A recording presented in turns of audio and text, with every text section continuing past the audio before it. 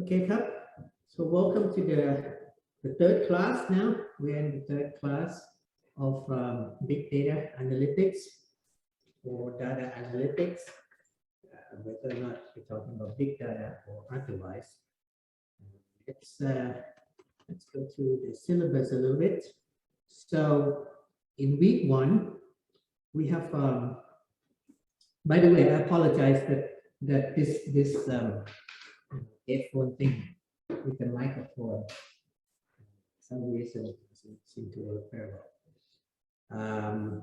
So it's a little bit echoey still, but we'll have to live with that. Okay, so week one, we talk about, introduction to the science of data. What does it mean to deal with data? What do you mean by big data? And we talk about the variety, the velocity, and the volume. Okay, and in this class, mainly the aspect that concerns us is the variety. We're going to be dealing with the variety of data. But even if we're talking about numerical data or data that comes in tabular form, we can still do a lot of analysis. Okay, and a bulk of that, the main bulk of the analysis will be done using say, machine learning. A bulk of that, we also do data analysis with traditional statistical methods, but I will cover that a little bit less in this class, simply because presumably you have had an introductory class in probability and statistics. Okay, although I would review that. In fact, next week I'm going to try my best, and it's going to be a little bit of a tight squeeze, but I'll try to review probability and statistical concept, linear algebra, and calculus. Not the whole area, mind you, but the aspect that will become relevant to the analysis of data, which is what this class is all about. Okay, so last week we had a beginning, sort of like introduction to the Wolfram Mathematica. By the way, if you want to make a fine distinction, Mathematica is the software, it's the computational platform.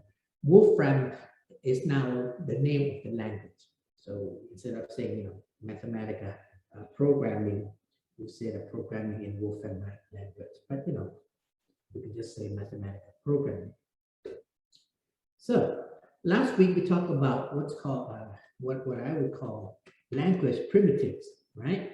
We talk about how we deal with communicating with the program. You say, okay, I'm going to make an assignment. Okay, well, that's the equality sign. I'm going to ask for a numerical value. I'm going to use some kind of built-in function. I'm going to ask for whether or not the left-hand side is equal to right-hand side. It's sort of like a Boolean.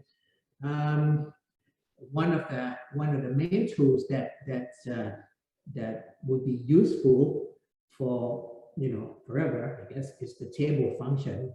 That's the way of iterating a list. Okay. And so we talked about that. Relate a little bit to how you format it to look like a table, right? To look like a table like this, table form. But a matrix form is what you would see a lot later on in class, because a lot of machine learning is done, or even the tabular data, manipulation of tabular data is best thought of as thinking of data coming into matrix. And you want to multiply something, you want to manipulate, you want to process, you can think of that in terms of matrix multiplication and so forth, right? So the idea of a list as a vector, again, vector is going to become a critical object, okay, in data analysis. And so this is all what we talked about last week. These are what I call language primitives. So if you have questions or issues with that, I strongly suggest that you quickly notify me or the TA, right? So that we can go on.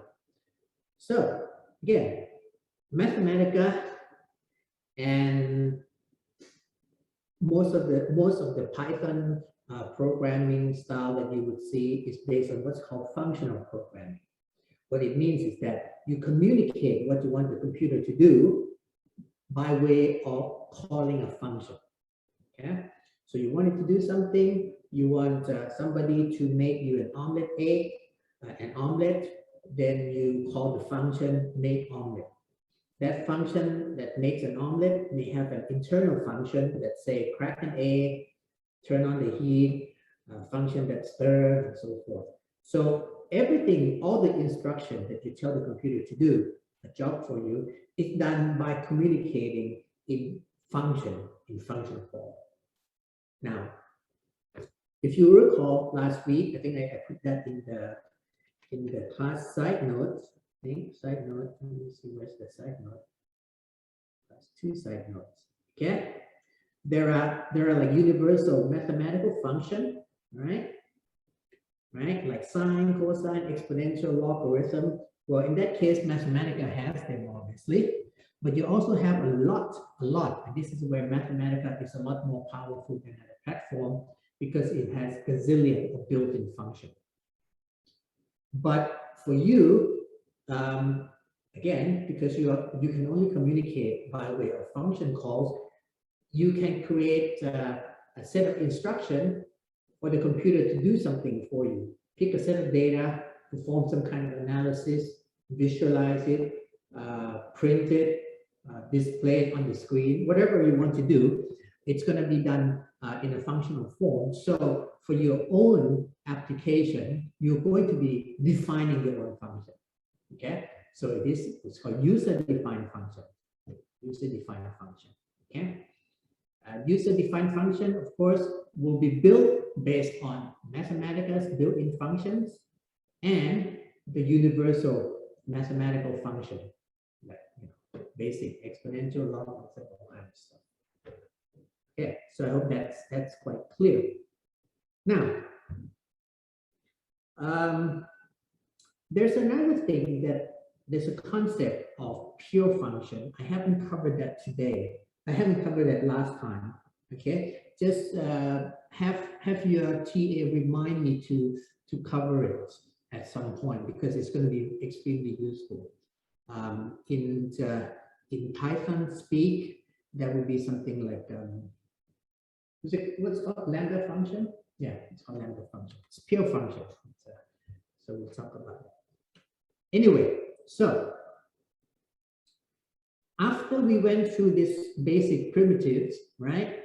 I went through this kind of data handling, which basically it's a lot more than this. This is example data. This is based on built-in data, but you can import data from a file. You can import from Excel, from CSV. You can import picture. You can all kind of stuff, right? Again, we're dealing with a variety of data, and Mathematica is very good because it deals with data as an object. Okay, so it doesn't matter if it's a text, picture, audio file, it can handle all that. Okay.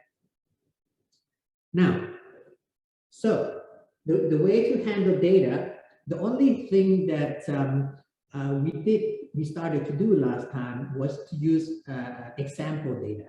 Okay, and this was actually a homework, and all I wanted you to do from the homework, which was very simple, was to go to your topics. Okay, example data. Okay, now we're going to focus on, you can see the screen, right? Let me make it a little bit bigger, right? The example data, again, it can deal with all kinds of stuff: text, image, audio, color, matrix, graph, geometry, all kinds. Actually, it has a lot more than this that you can deal with, but this is just an example. I want you to focus on just the statistical data. Okay, in other words, data that comes in the form of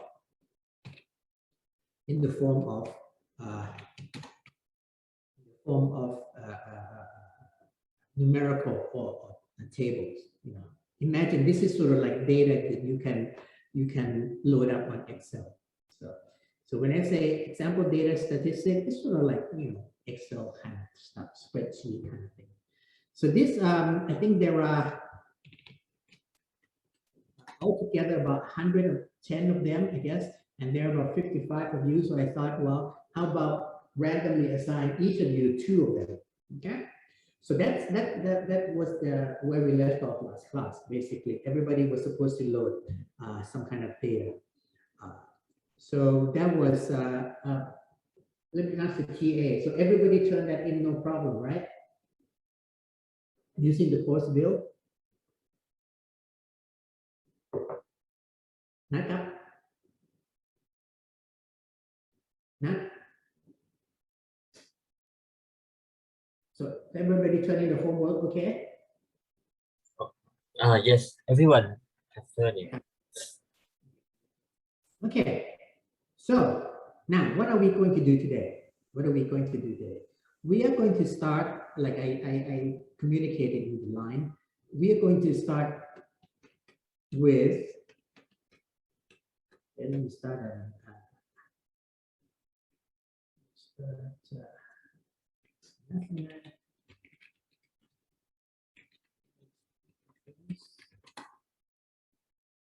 okay.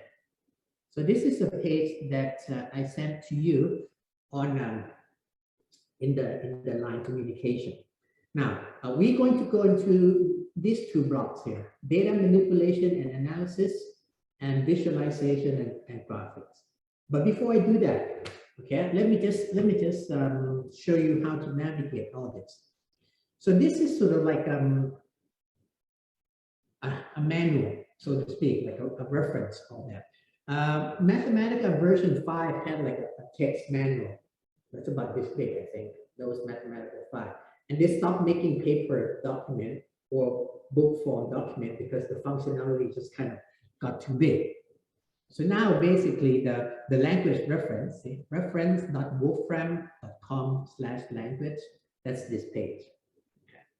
Now, the top here is the proper reference. You will notice that it's sort of like color coded. Well, roughly speaking, think of this orange area as the core language. It's the essential part. It's the key bit. It's what Mathematica, the power of all the mathematics is here. Okay, this has all the power of mathematical computation, scientific computation. It's all in here. It's all in here. It's all in here.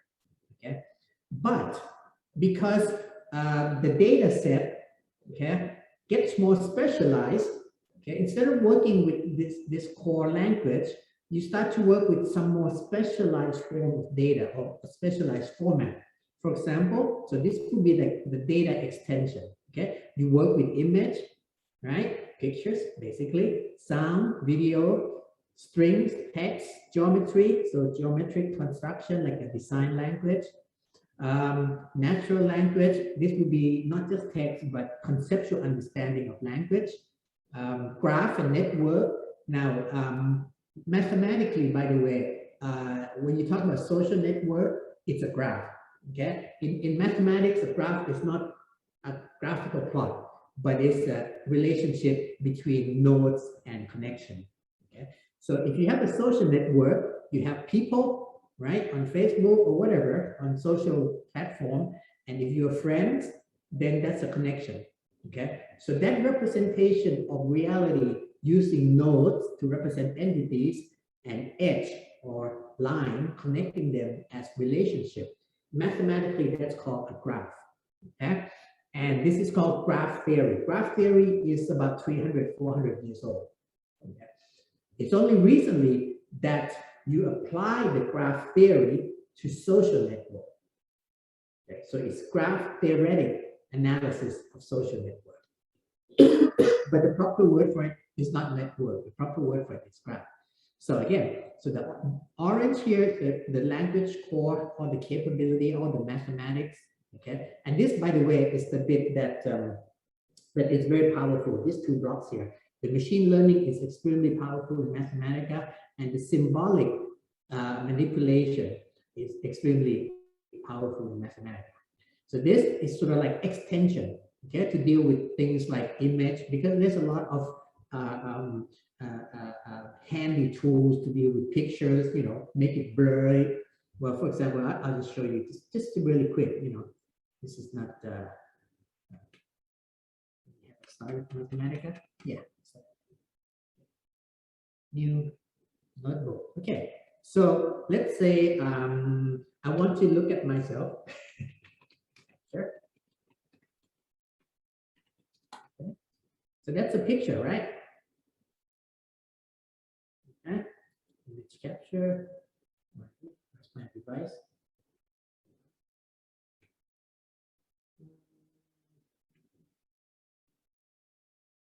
For some reason, my camera. Hello. For some reason, my face doesn't come in. Okay, well, let's get some picture. Let's look at some picture.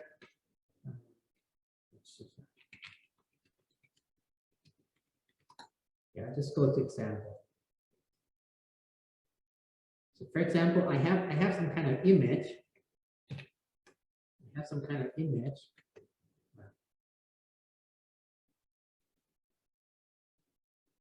Okay. My image is equal to this guy. My image, and I want to sort of like blur my image. So I get a fuzzy picture. I want to do some kind of edge detection.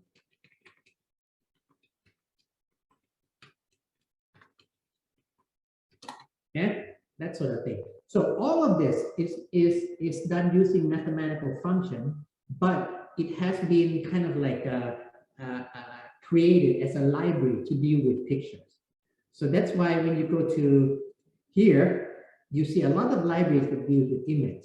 Likewise, when you go to here, you would deal with a lot of function that has to do with video and sound editing and so forth. So think of these as sort of like extended library. Okay. Now, when you go down here, it's even more toward application. In this case, you actually click on the block that correspond to your line of work. So if you're a financial analyst, you click on this block. Okay. If you are working with biometrics or computational biology, maybe you click on that block. Okay. If you are interested in social science or marketing research, maybe you go to social data, right?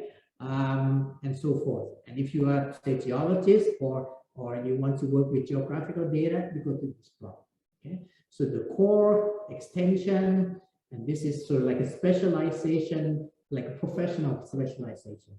Finally, when you do all this, okay, how do you output your analysis? Do you write it in a book form? Do you publish it in paper?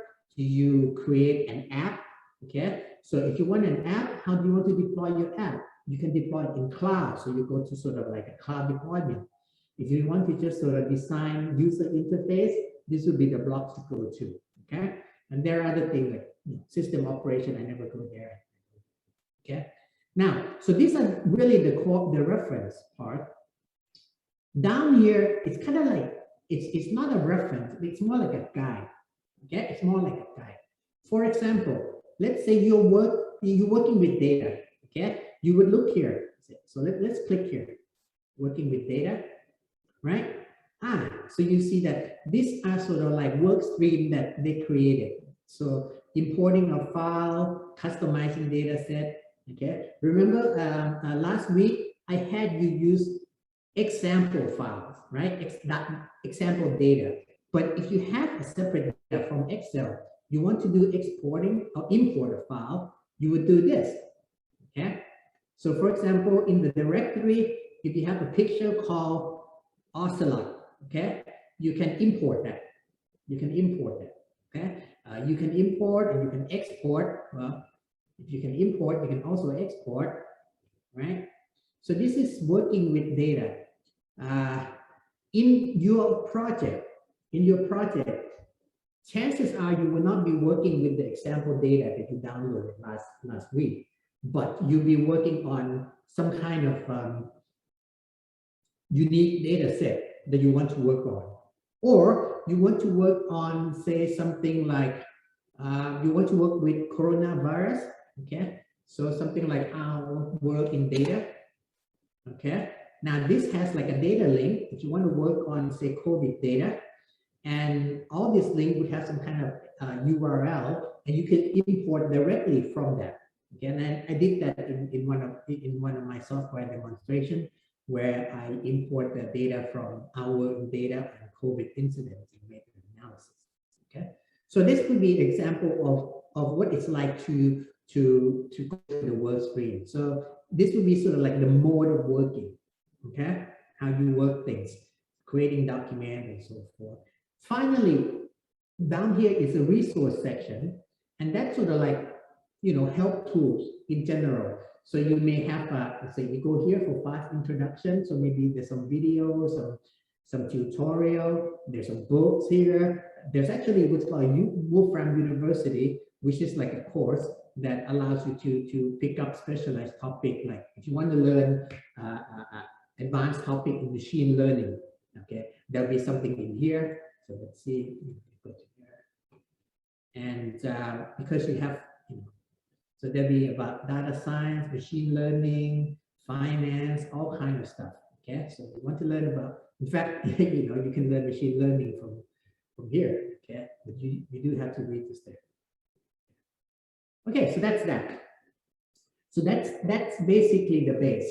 That's basically the base. Now, because again, Mathematica is very top level, I can use this to teach all the concept in data analytics. Today, I'm going to touch on two blocks. First of all, there's this block. This is the data manipulation. Okay, so there's importing and exporting. Remember that? I can show you that. Okay, so let's start another page. So there's import, right? So again, just like just now, we import a picture, blah blah blah. Export. Well, you can import a picture, you can manipulate it, like we did just now, you know, make it blurry, and you want to export it. So this would be, let's say I did something to this. If I export this, I'll just be exporting this picture. But if I want to export something that is the result of my manipulation, I would manipulate it first, and then I'll export. Okay, so that's your main mode of interacting with external data. It's import and export. So let's say I'm going to put importing, exporting guide as side note for this class. Side notes for class 3. Okay, let's start. So import and export, that's very important.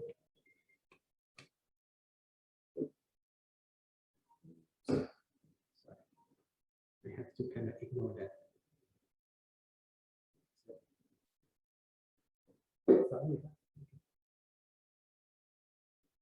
Okay. So this is very important. Okay, so last week, what did you do? You used example data, but in your project, you might collect the data from somewhere else. And so instead of working with the built-in example data, you would be working with this. Okay, so go through here and show you how to import, export. And basically the simple principle is that by putting in the name and the last name of the file, like JPG, it kind of like hints at what it is you want to do. If it's JPG, then obviously you're dealing with the picture. Okay, if you're dealing with the WMV, then it's a WAV file or whatever. Okay, so this is a very useful thing to play with. Okay, so importing, exporting. Now, what else do you do with data? Today,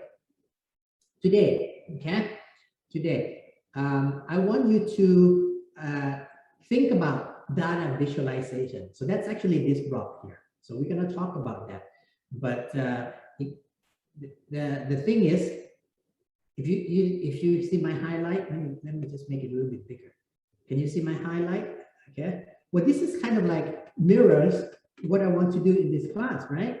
How do you analyze data? Once you got the data in, how do you play with it? Well, you use statistical method or machine learning or both.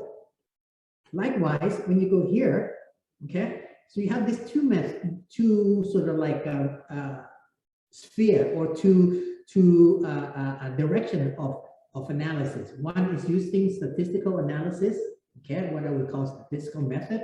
One would be based on machine learning. So these two things are the other thing that you would learn in class.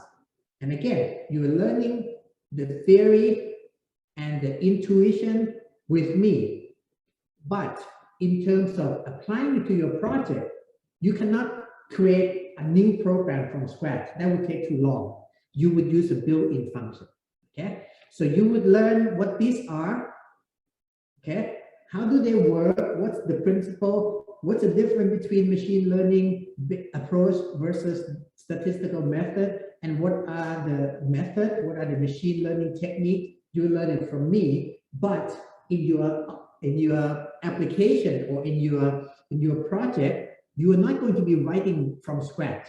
You're going to be using built-in functions. Okay. So these are the two. Sorry, made the wrong highlight. Yeah. So these two are the groups of functionality that you would be using. Once you understand what they are, okay, and so forth. Now,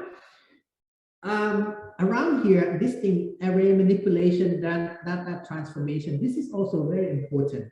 This is sort of like, you know, when you get the data in, how do you clean it? When you get data that's incomplete, how do you fill it in with missing row and so forth? So there's a lot of what data scientists call data munging. You know, there's a lot of hard work doing that. But if you have a nice clean data set, a lot of this is done. So that's the difference between real world data that you have to collect and harvest and maintain yourself versus what's called curated data. Curated data are data that comes in a nice table, it's already clean, there's no missing, the dates are already in the same format and everything. That's called curated data. So if you don't have a curated data, then you would need a lot of these tools, a lot of this this playing around. I'm going to skip this. I'm going to skip this for the most part for this class because I'm going to assume, because we have a lot to learn, I'm going to assume we are going to be working mostly with very clean curated data. Now, so today, okay, now might as well go into data visualization. Now let me go to this thing and I say, what exactly, where do we fit? Where do we fit? Where does visualization fit? Okay, does data visualization fit here? Does it fit here? Well, actually data visualization is everywhere. Okay, let me just tell you that as much as you can, and this is how I tell my team, as much as you can, try to get the visual, try to get an intuitive understanding of what your data looks like. Okay, try to look at your data. Now, obviously, your data can be huge, can be gigabytes and gigabytes of data, so you won't be able to look at all of them in details, but you might be able to examine a few of them just to get a feel of what they look like, what kind of distribution, just get a feel. So that's visualization at the beginning. Okay, so there is let me make a note here. Visualization. When to use visualization. Yeah. In the beginning,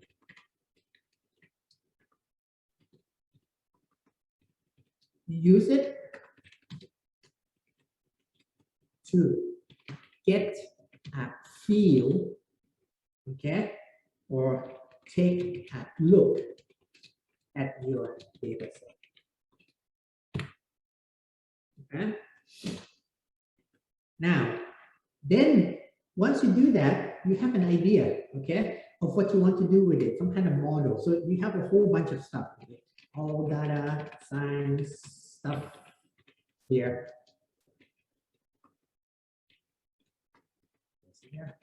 Okay, so this is like the bulk of your thing, right? This is all the analysis, all data analytics, and and quantitative analytics here.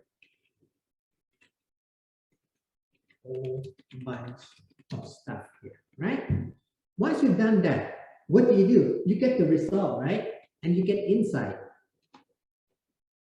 Hopefully, you get result inside full result. Okay? Now, how do you communicate? So finally, in the end,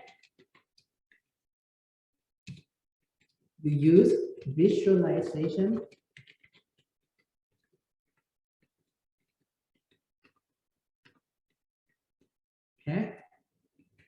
to communicate.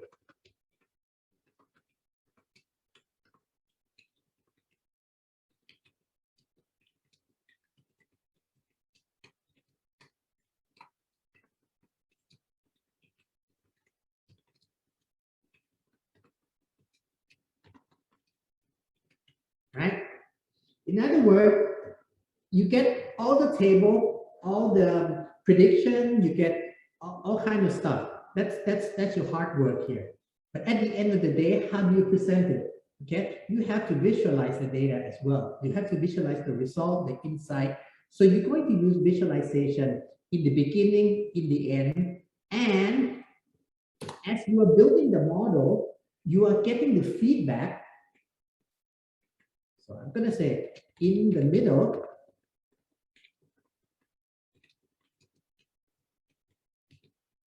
use visualization to help guide your model development.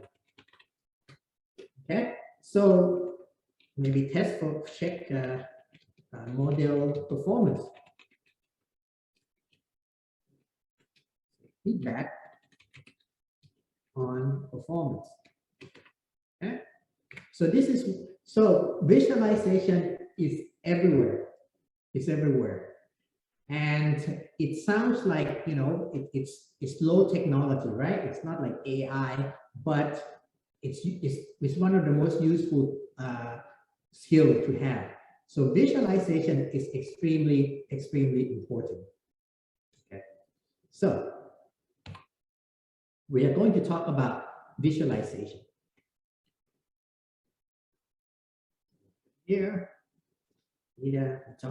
Data analysis, right? Last week, week 1, we talked about this. Okay, week 2, again, we talked a little bit about that. And now, as we are going to build the data application, you have to sort of like go to visualization. Now I call it descriptive statistic. I don't mean statistic as in traditional statistics. It could be any kind of number we get. So the visualization here, okay, is the skill that I want you to have. We want to talk about today.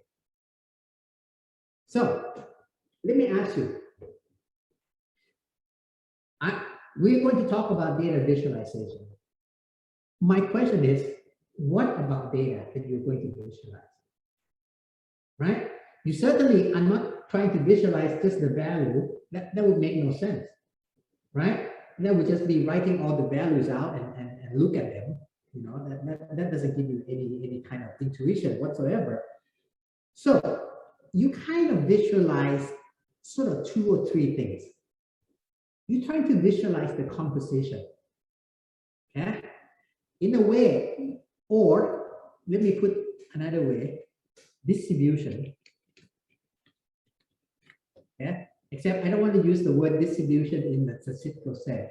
So you want to see like your data, where is it? Okay, where is it? Where is it?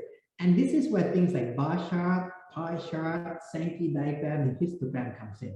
Okay, and we'll have an example of that. We'll have an example of that. So first thing first.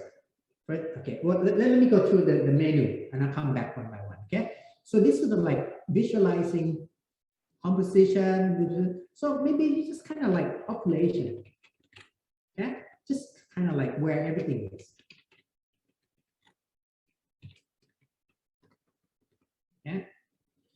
So now the composition is different from distribution because what?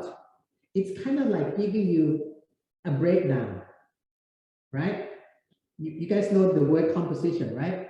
The act of composition is to put things together. When you compose a music, you put things together.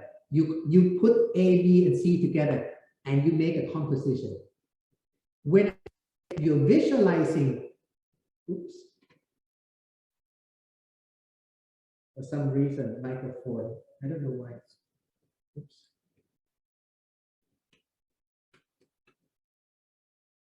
My video has gone blank. Hold on.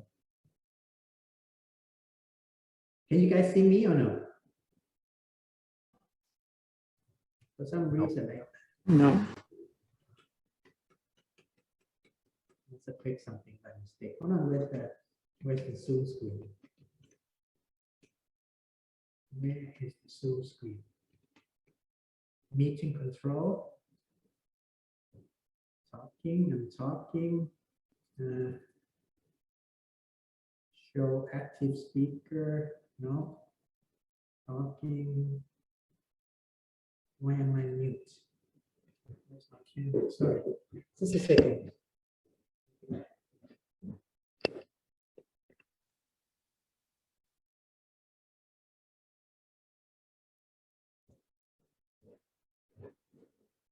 Weird.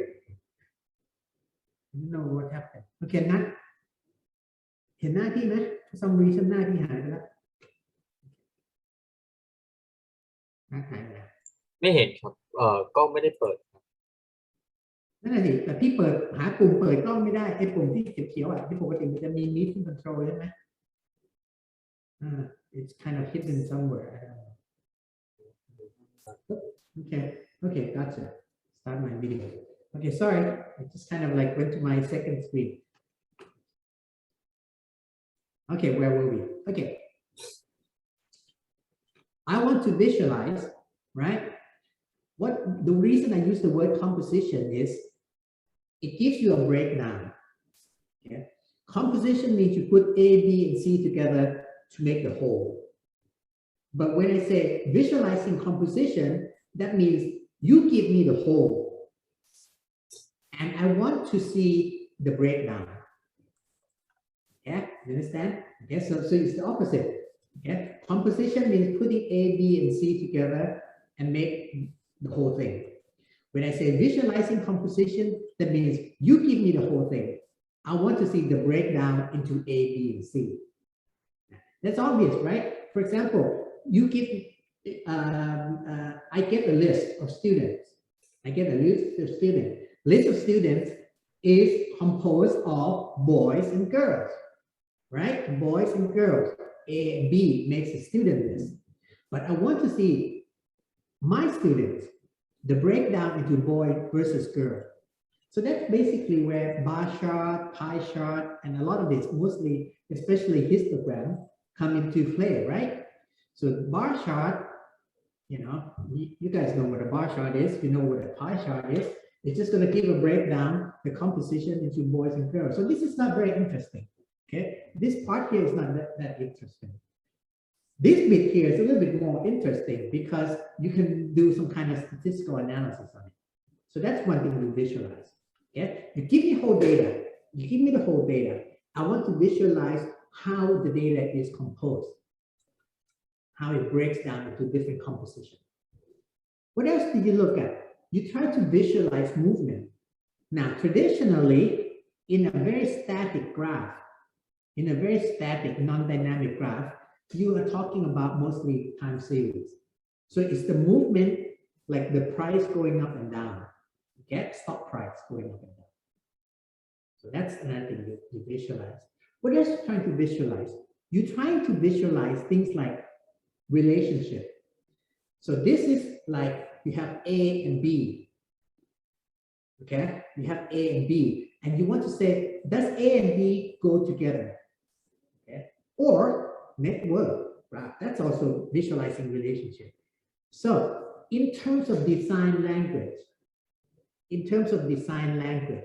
those are the three main ways when we mean data visualization. Okay, it gives you a better understanding of what your data is made up of. That's visualizing composition. It gives you an intuition about how your object behaves, and that's like visualizing movement.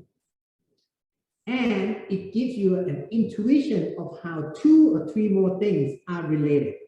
That's visualizing relationship. So I will tell you that at the end of the day, all the visualization will come down to this kind of insight. Okay?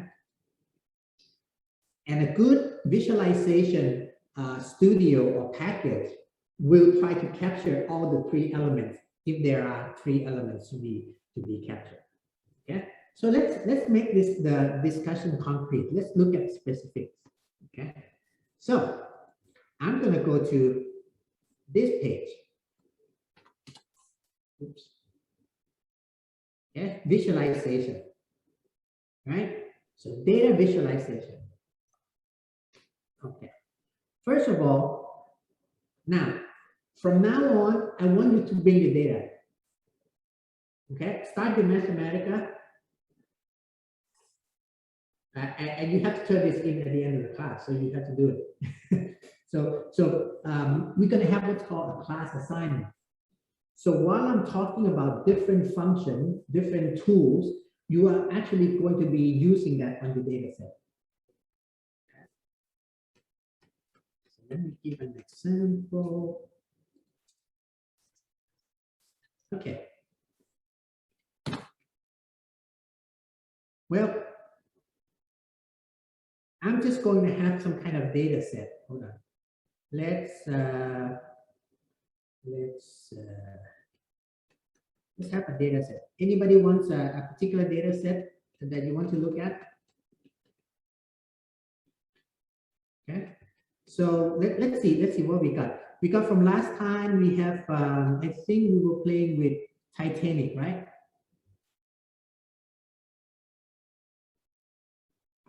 Okay.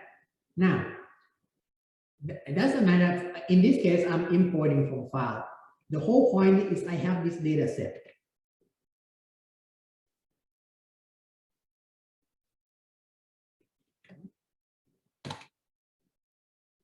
This data set. Okay. And this data set is just a series of numbers. This is actually the ages of everybody. Okay. Now, if I visualize this like this, is it really giving you any intuition? No, right? It's just staring at numbers. Now, let's visualize composition. Now, in this case, because these numbers are ages, I can visualize composition by ages. So the most obvious thing to do is to watch a histogram. Okay, see that? So I'm not breaking down into boys and girls. I'm just using the ages, right? Because I have the information in ages. This is how I break down between 0 and say 5, 5 and 10, right?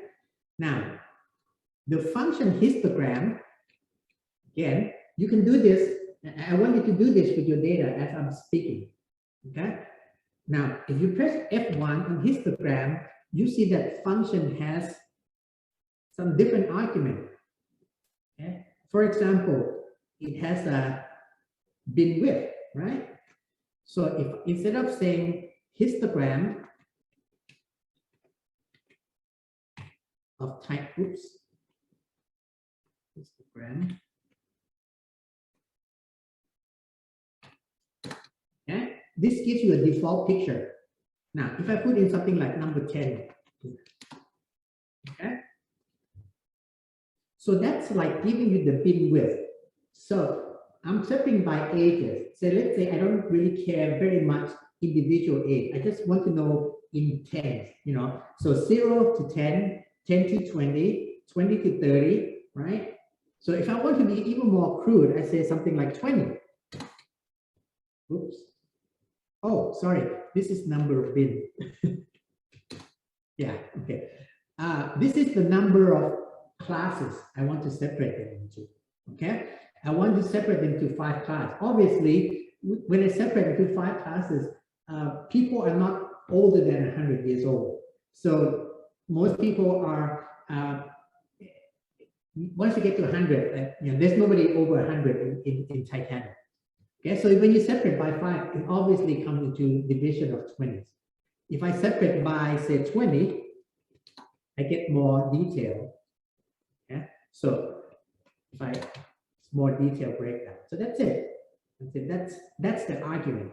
So now, on your own data, again, you have to turn this in at the end of the class. Go to the data field that has numerical value. Okay. Now, you can, raise your hand if you have some difficulties, but pick from your data set. Now, everybody has different data sets, so you can't, everybody's different, right? Pick some number. Now, in my case, in my example, I happen to have this data set that has the ages column, right? So I take the age column and I look at the histogram. So that's the breakdown of Titanic passengers, right? So these are all the passengers, okay?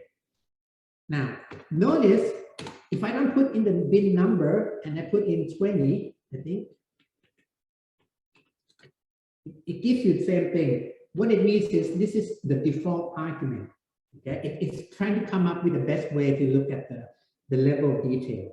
So it's kind of like being clever. It's assuming that, well, this is good enough level of detail, but you can change it. You can change it. Okay. อาจารย์ครับ excuse me could you slow down a little bit please Okay.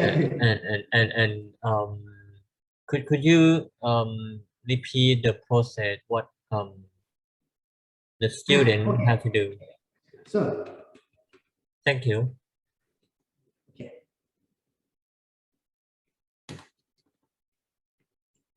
Class exercise. Okay, take your data set, and you have 2, right?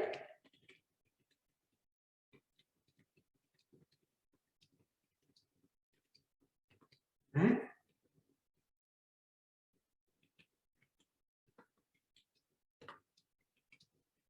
Okay. Now look for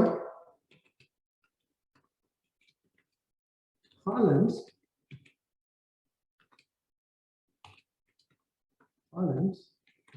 with numerical values. Right? For example, in my case, my numerical values is, this is my data.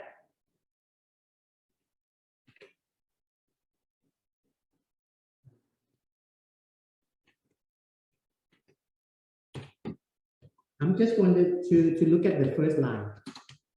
Okay. It has a class, age, sex, status, right? So if I take the first 5 line, okay, 5 line, and let's make it table form. See, class, first class, age 29, not even 1 year old. This is a baby. 2-year-old child, 30-year-old, sex, male, and female. In this class, I happen to have only 1 column that is numerically invalid, right? Right? So, right? So let's say I want to do this in Excel. Let's do that in Excel. Yeah. And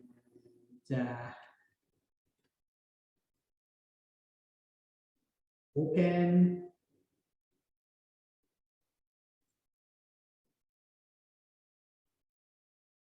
Word.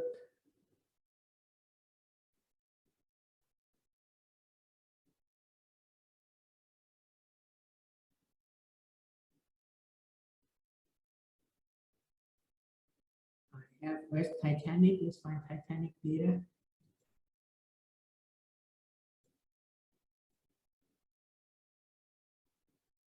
No.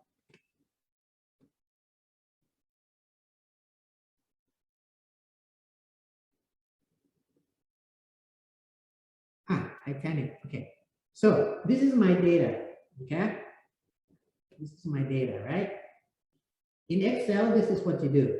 Okay. You say the first row is the title, the second is the value, third, and how many do you have? About 1,000, right?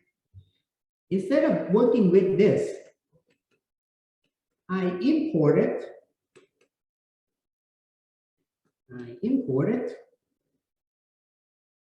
Using the import function. Okay, so I have this table. Okay. Now let me show you. The length of the dimension of Titanic is 1,310 rows, 4 columns, corresponding to 1,310 rows, A, B, C, D, 4 columns, right? Okay. Now, again, you can do this because the data set is so small. But in real life, you have to use a program like Mathematica or Python to deal with this because it's thousands and millions of rows long. Okay, so fine. So we have this. Okay. What I want you to do is look for columns with numerical values. Okay. Raise your hand if you have no numerical values in your data set. Okay. Anybody? You have 2 data sets. Look through them. Okay. Look through them with Excel if you like. Okay. And see if you've got a table with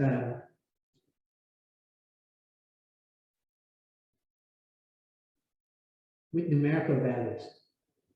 Okay. Raise your hand right now if none of your data set has numerical value. Anybody? Anybody? So everybody has some kind of numerical values, correct? Okay, fine. So I'm going to go to the next step. So look for columns. Okay. Now take the values and put them into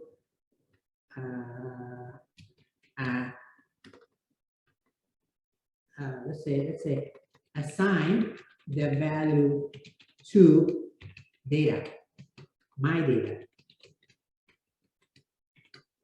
Assign the value to my data. Okay. Now, in this case, what do I want? I want my data. Okay, let's make it my numerical data. Yeah, because we might deal with my non-numerical data. My numerical data is equal to Titanic. Yeah, now you have to do your own thing, right? Now, what do I want? I want row 2 all the way to the end, right? 2 all the way to the end. Now, I don't have to put in the end, I just leave it because that would just mean all the way go to the end. So I just leave it. Comma, what do I want? I want second column. Yeah. So this means take 2 forever. Okay. In this case, 221310. Okay. So this is the same thing as saying take 2 all the way down. Okay. This 2 here means column. So this thing. So if I'm going to take 2 all the way down and second column, I'm basically highlighting this.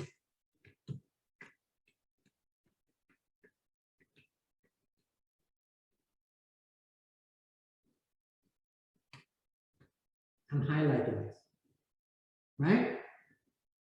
So that's it. I'm highlighting this. Okay.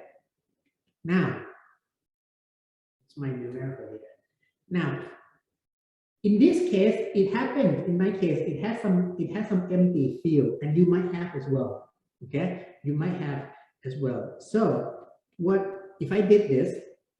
If I did this, yeah, it's going to contain some empty shell. So what I want to do is delete them. So delete cases of this that has nothing. Okay, so I do it in a two-step. Alternatively, I can just do this in one step.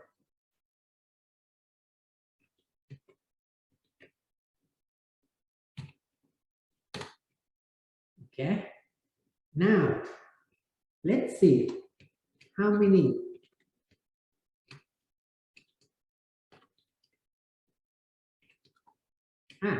1,000. So out of 1,300, some 300 of them do not keep the records of the age. So those are no good, right? I can't plot them. Okay. So let's see what my numerical data looks like. A bunch of numbers. Right? Now, does this give you any picture of what the population look like?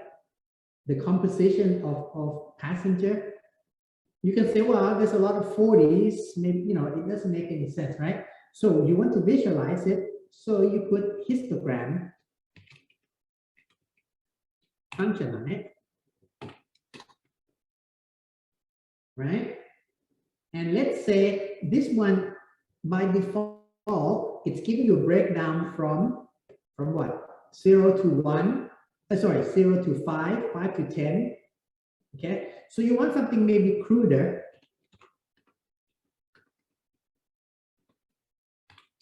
You just want 5 blocks, 0 to 20. And notice, it's much nicer that if you hover over it, it gives you the number. Can you see the number? Yeah, if you hover over it. Yeah, there's one person over 80 years old, by the way, here. There's the number 1. So that 39, 205, 576, and 225. That's it. That's your first exercise, is to look for numerical thing and just make a histogram. Now, let's do that in Excel. In Excel, I have to, I think you have to go highlight or something like that, I think, and go to tools, data,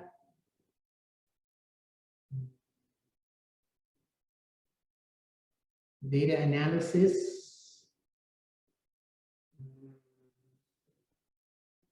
histogram.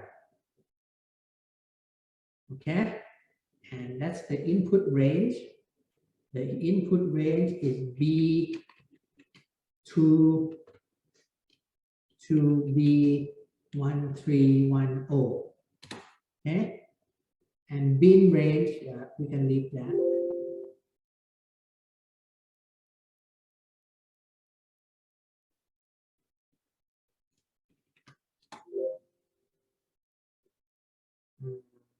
How do I do this?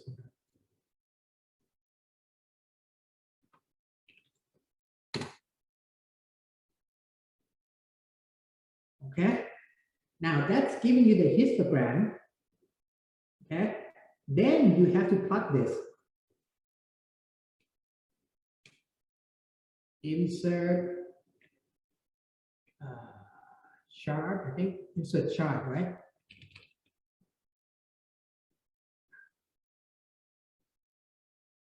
Something like this, okay? Something like that.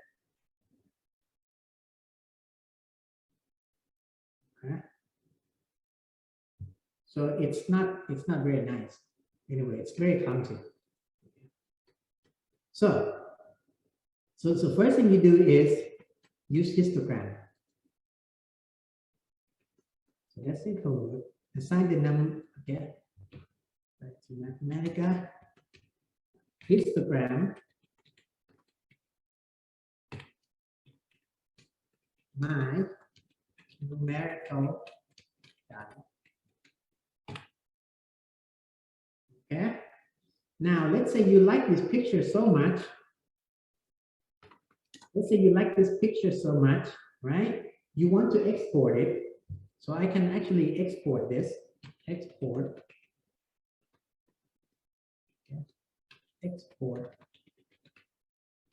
into histogram my numdata.jpg.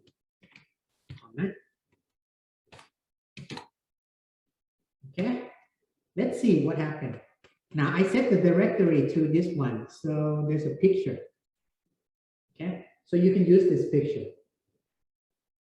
Okay, so this become a JPG picture, right? JPG picture. So you can. Excuse me, can you repeat how can you plot histogram again? And Just histogram. Just this function right here. And please slow down a little bit. Histogram. Huh? And the name of your data. My numerical data. Now, once the model knows it, it makes a suggestion. So you can do this. Autofill. Right? So all I did was make the histogram.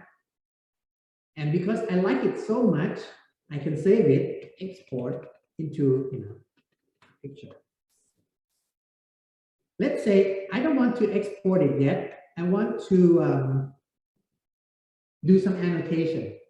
What I can do is I can make this into like a picture that I can draw. So how about this? I put in canvas of this thing. Excuse me, Professor. Can you scroll up? Scroll up till the beginning. Oh, yeah. Beginning. Yeah. Beginning here.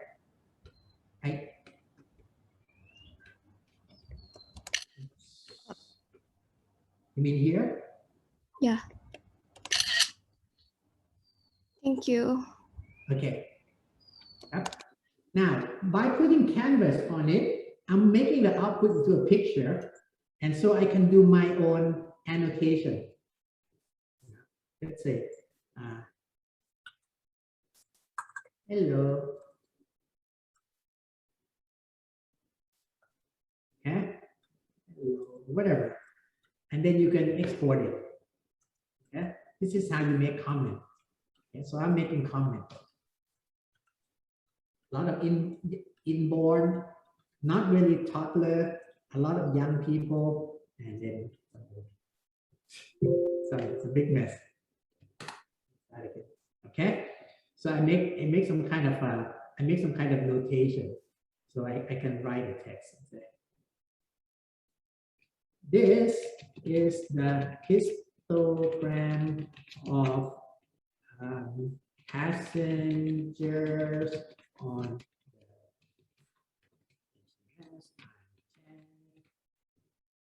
okay. Say something like that. Where?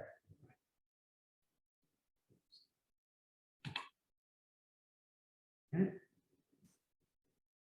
By the way, you can reference the output, the previous output using this sign. This is a shortcut, percentage. So if I want to say export my numdata.jpg, okay.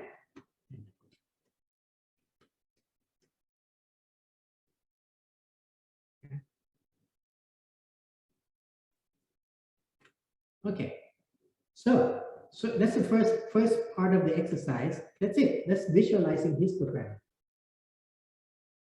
Okay. Okay. Now this is not all that interesting yet. Well, the pie chart, something like that, you can do. So let's go look at website. Data visualization. Let's say I want to. Okay. So pie chart, bar chart, all these things you can do. Okay, but instead of having to highlight from the beginning to end and then go to Excel and use the menu, you can just call a function. Right? So this would be an example of a bar chart.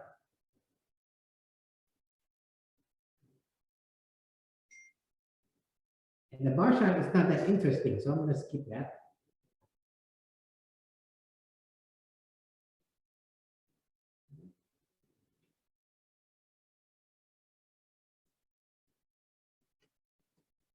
Now, okay.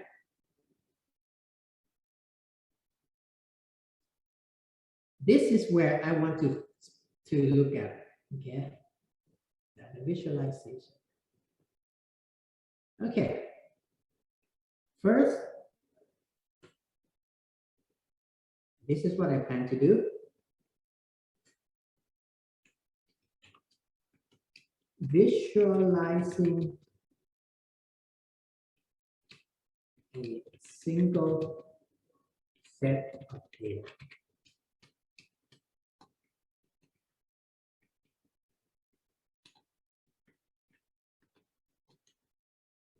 Huh? It's using the word plot and list plot, sorry.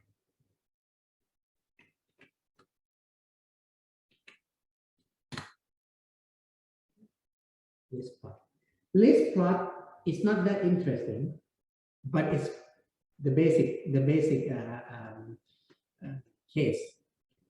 So I don't want to do the histogram. Let's look at this guy again. My numerical data. Instead of doing histogram, list plot.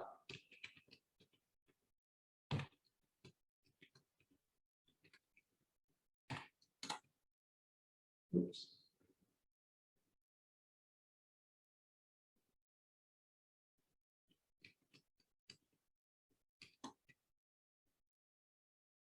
Does this give you a nice picture? No, right? But it's actually showing what the list plot is. Basically, it's taking the data from the beginning to end and listing the value. Now, if you notice, there are about 50 baby infant, 0 to 1 years old. There are about 50 of them. So if you go to here and you count the dots, there'll be 50 dots here. Okay. If you go to over here, between say 15 and 20, the number is 116. If you go here between 15 and 20, right?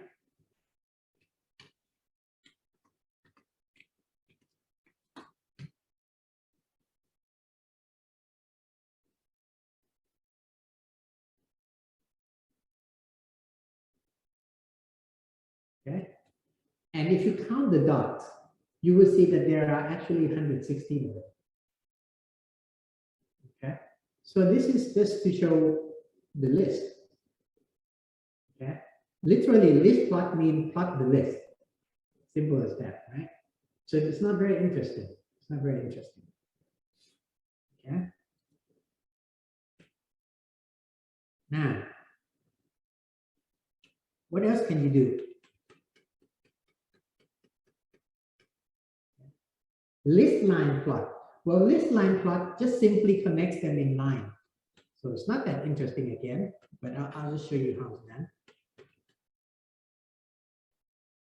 List line plot. Why does it not look nice? It doesn't look nice because there's no pattern in it, right? Right? I'm not sorting, I'm just collecting, just pointing just a line from one to the other. So let's go to a built-in example that lists line plot.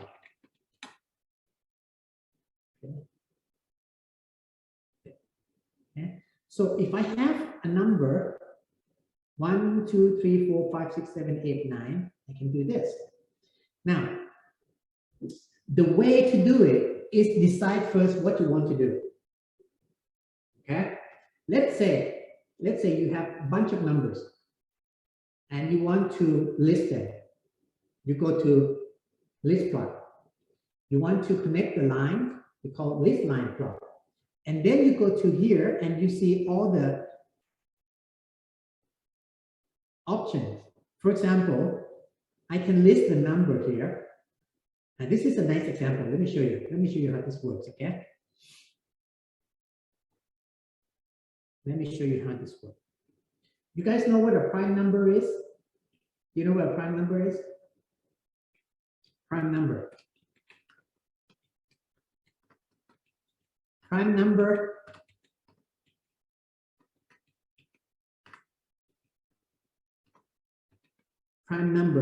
is a number that is not divisible by anything but one in itself. Okay?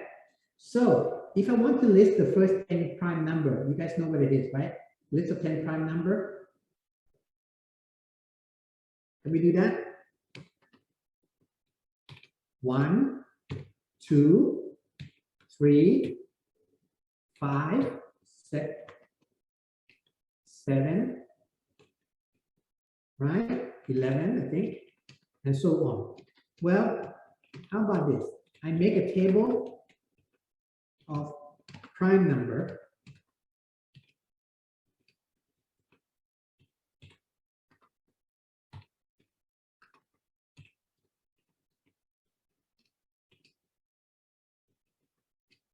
Okay.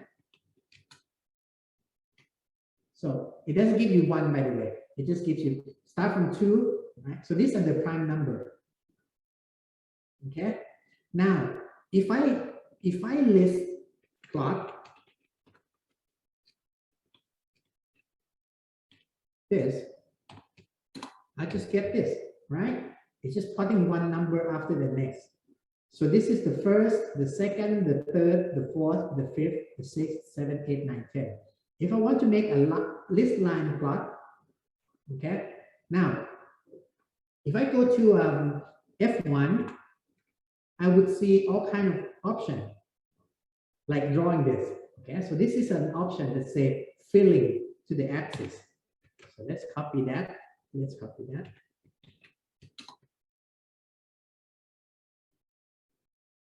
Right? It looks a bit nicer. I don't know. Okay, it just depends on what you want to do. Now, if you want to list line plot, then you get this. Okay. Now, if you want to fill in the axis,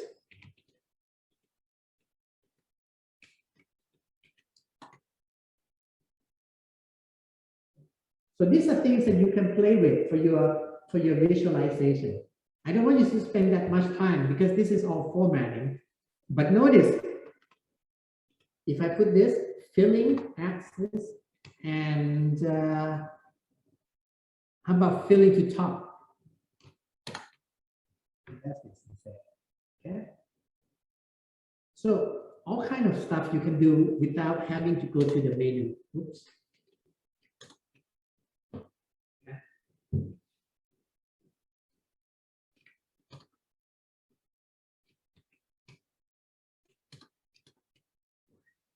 Okay. Now, so that's that. That's simple as that. What does list plot do? It plots the list. It doesn't plot the function. Okay. What if you want to plot the function? Then you use a plot, say sine function.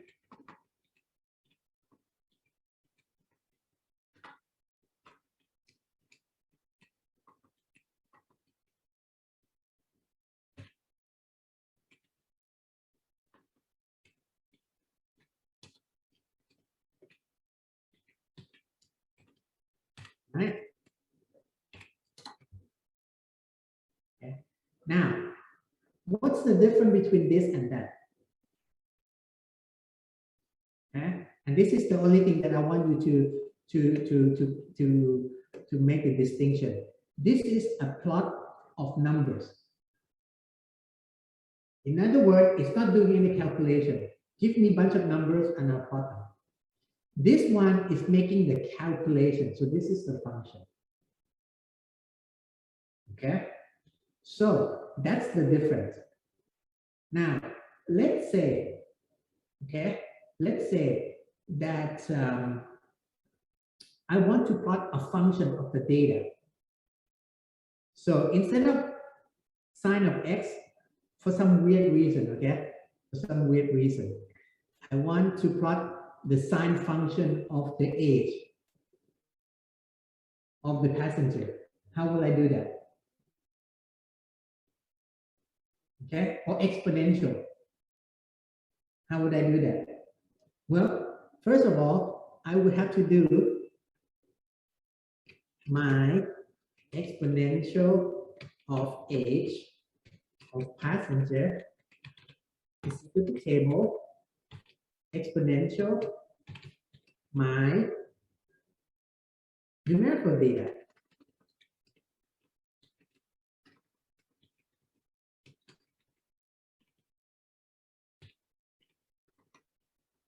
Okay.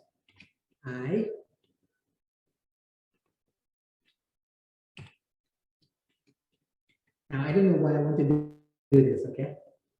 From to the n 1000. Okay? And then I want to plot this.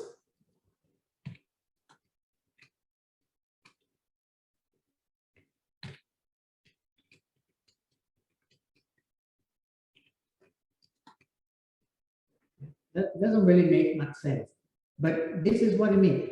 If you want to make a function on the data, you have to apply the function to the data, right? You can't use a function like this because this is calculating function of x for the whole range. It's like continuous.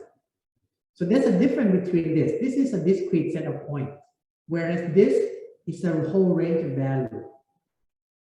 Yeah. So let's plot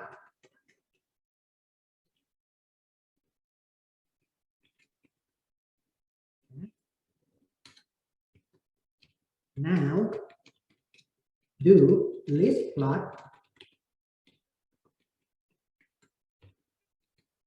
and list line plot. Okay, list plot, list line plot.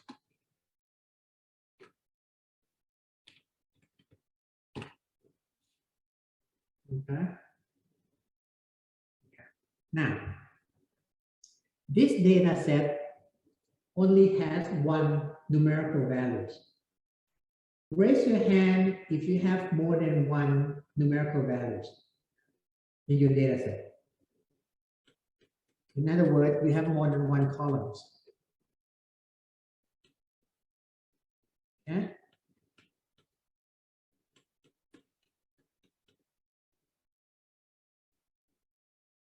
Raise your hand.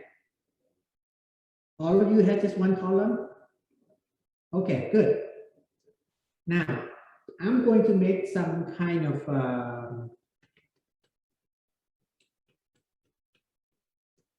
I'm going to make my own fake data, okay? Because I don't have an example to play with. Okay, so ignore me for a minute. What I'm going to do is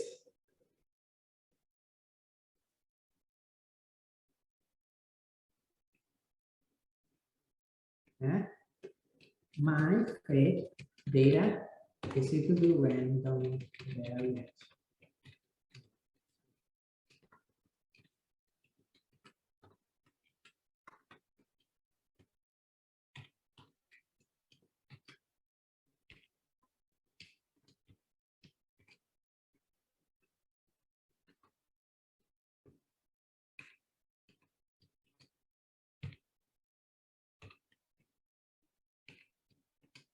Okay.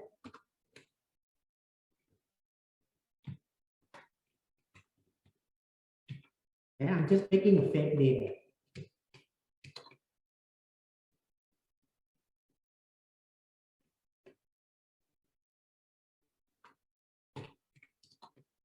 Okay. Now this is what my fake data look like. Okay. It is, well, let me look in table form. Okay. It has 2 columns. It has 1,000 rows. Okay. I just make two numbers up. Okay. Right. So, for example, if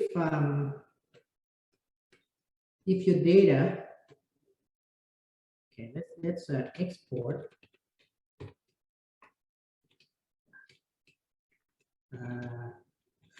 my fake data and CSV and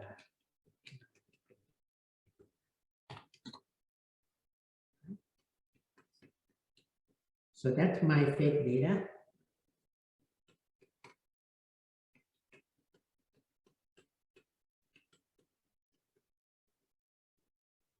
Okay.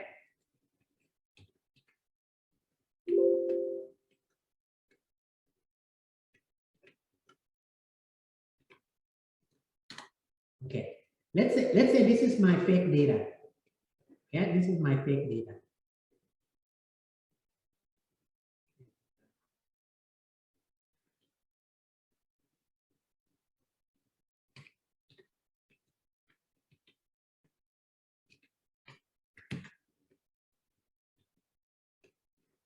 Yeah, doesn't matter.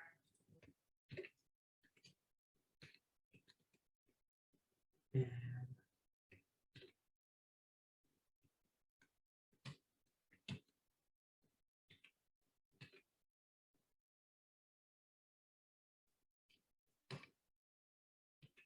okay, this is my fake data.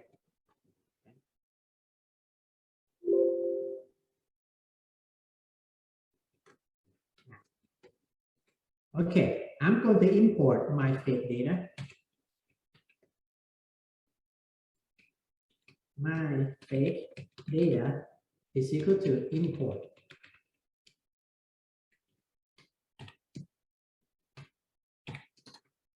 Okay, now my fake data looks like this.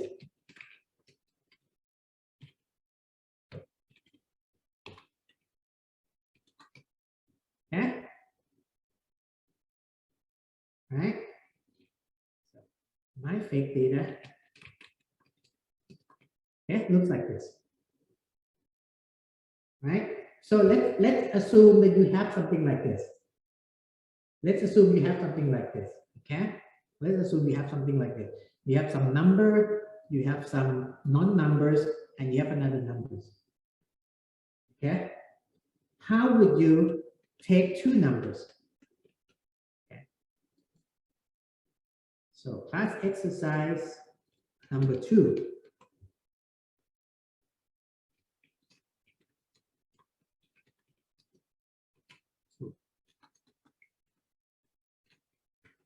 Locate 2 columns with numerical values. Okay. Make, assign the values to my 2D numerical. Okay.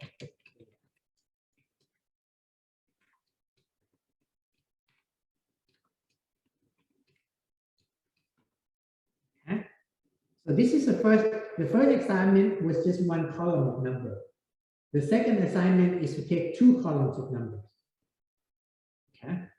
So how would I do this? It looks like this. I want this guy and that guy. I don't want this guy in between. Can you see? Yeah. What's the question? Okay. I want this, I want this, I don't want this. Okay. So how do I do this? My fake data, my 2D numerical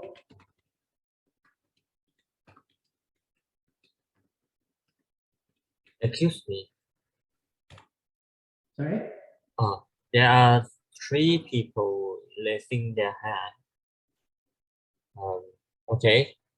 So Yeah, no, so you, the one who raised their hand, sorry, you have any question or that was just from the previous? If you have a question, just go ahead and yell it out.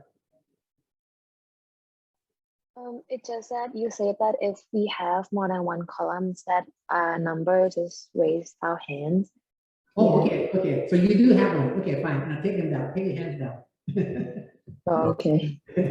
Sorry. So I just made the fake data because I happen to have one. So I just make a fake data. So what I want to do, right? I want the first column and I want the third column. So that would be the table, okay, of my fake data, right? Now, in this case, I don't want just from the second, I want all of it, right? So I just want to say all, comma, 1,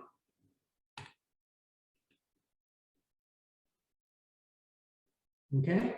But let me make this a little bit more clear so you see it, okay? So I want all of it. So I'm just going to go 1,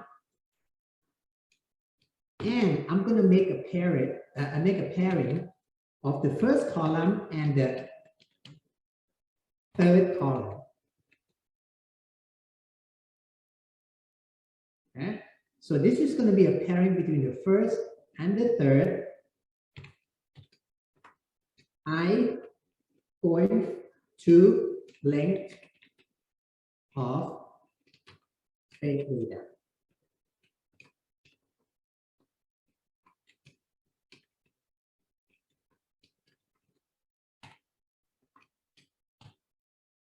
Okay?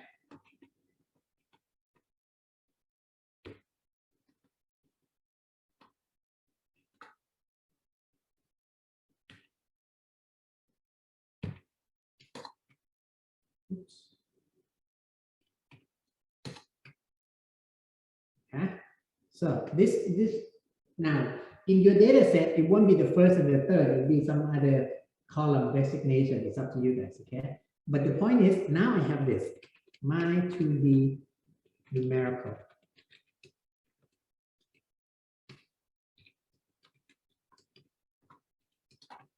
Right? Okay. Now, watch. Because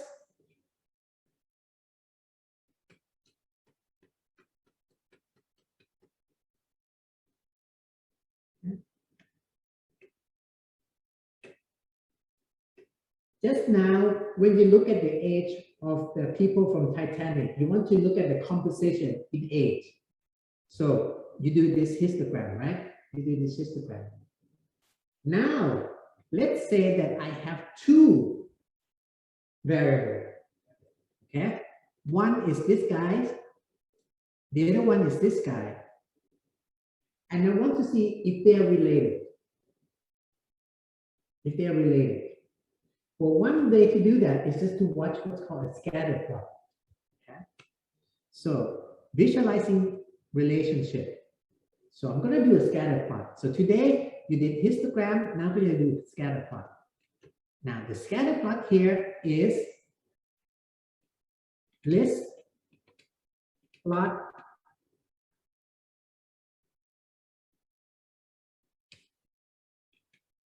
I'm not quite sure if this is what I'm not quite sure this is what I want.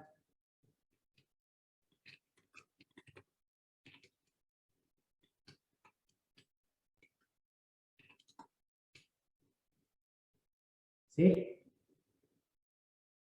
Now, the way I design it, if you look at my fake data, my fake data has this number -4. You don't have to pay attention to it, okay? But all it means is that this, I designed it to be negative correlation, weak negative correlation. Okay? If you study statistics, you know this as the correlation number. So you can see that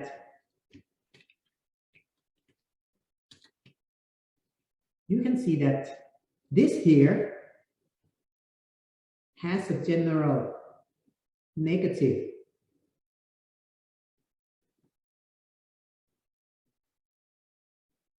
tendency. Okay? It means that when the first column is high, the second column is low. When the second column is low, the first column is high. Okay? Now, I made the data. So I knew it's going to look like this. Okay? I made the data, so I knew it's going to look like this. But let's say you didn't make the data and you plot this. And you see this relationship. Okay? This is what I mean by get a look at your data. And that would help you create your model. So your model would say, well, it looks like it's negatively correlated. Okay?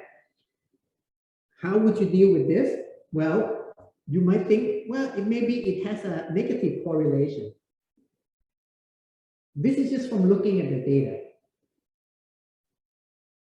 Now, this is trivial, right? Because you're just looking at 1 and 2. My question is, if you have 10 of them, how would you do it? How?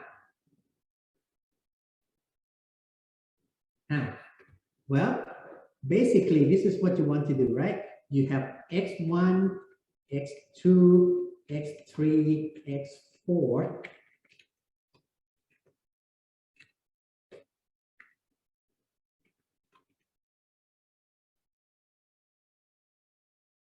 Okay? What you want to do is plot each pair of scatter plot. And the function for that, let's go to Mathematica,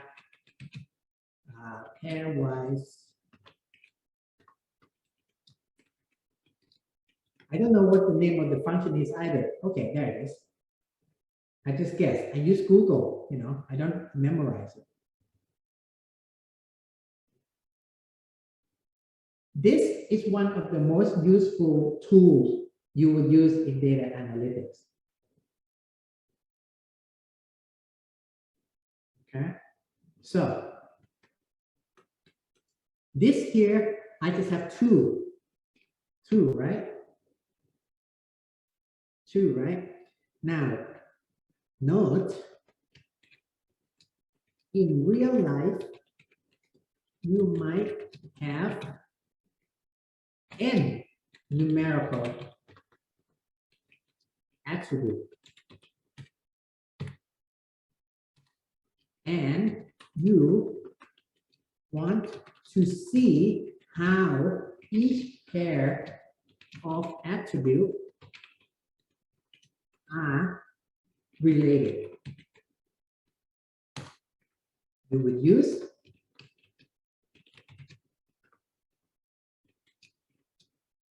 this function.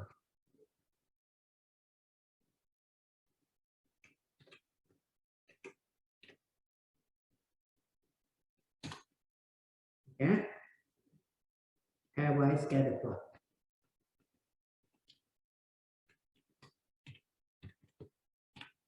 Right?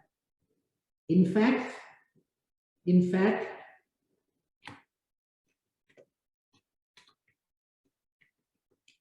this is the beginning step in 90%, 95%.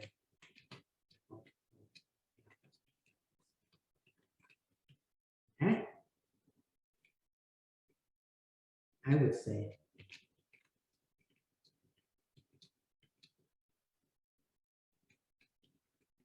Over.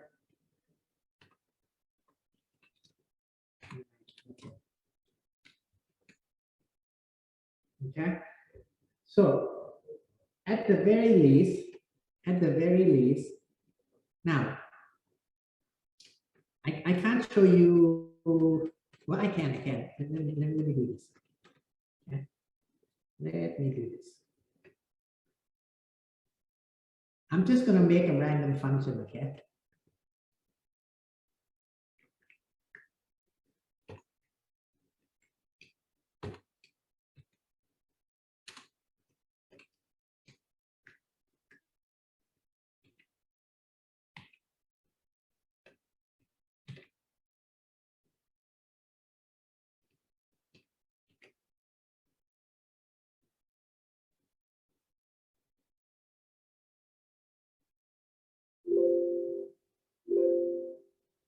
Okay. Now, using the similar procedure as before, okay? Let's see.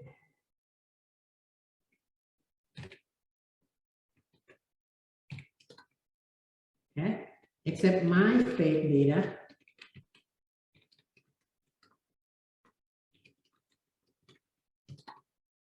okay has 3 columns. I just made another fake columns. Okay, now raise your hand if you have 3 or more numerical columns. Okay, good. Take your hand down. Sorry. Raise your hand if you don't have 3 or more. If you have just 2.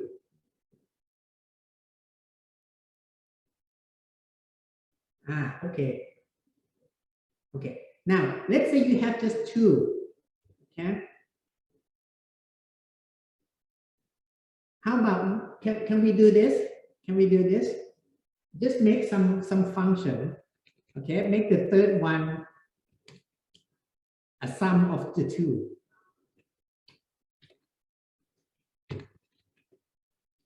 Okay. Now, for those of you who don't have 3 columns, just make the third column equal to the sum. Okay. So now 3D. Okay. Oops, sorry, 3D. Oops.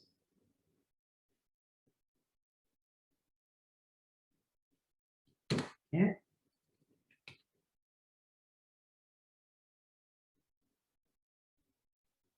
Now, for those who raise your hand, can you do that?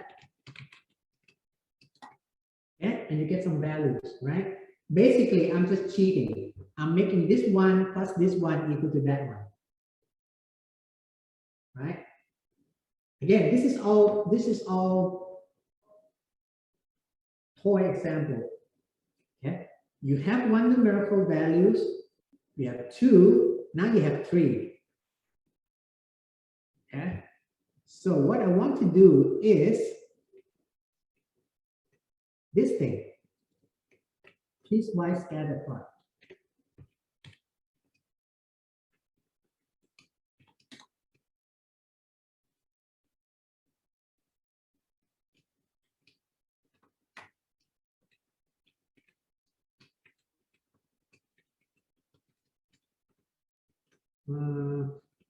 Hold on.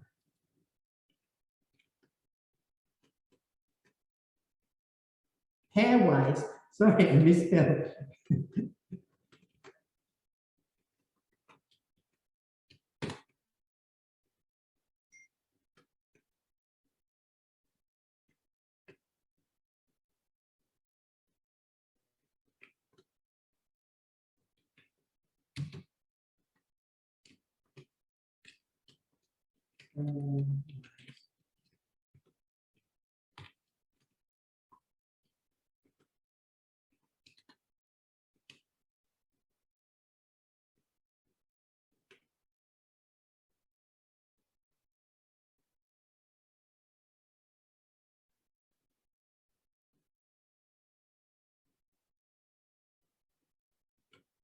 For some weird reason.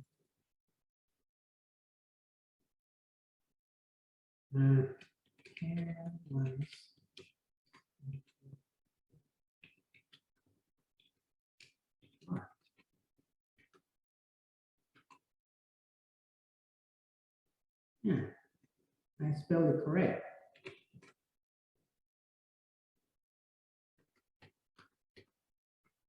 This is kind of weird. I don't know why I am not getting the black. For some reason, because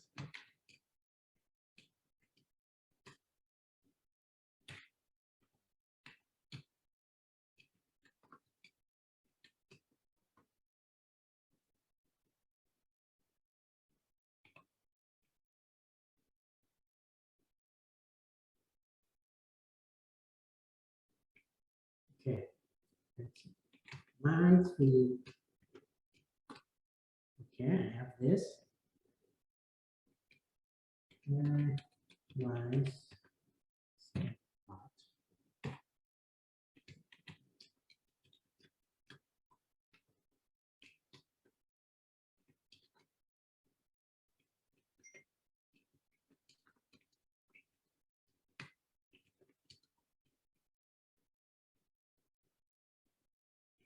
Oh, okay.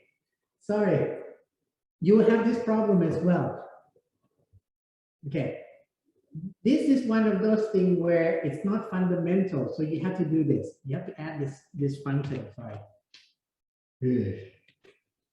This is like a library. Okay, now it's done.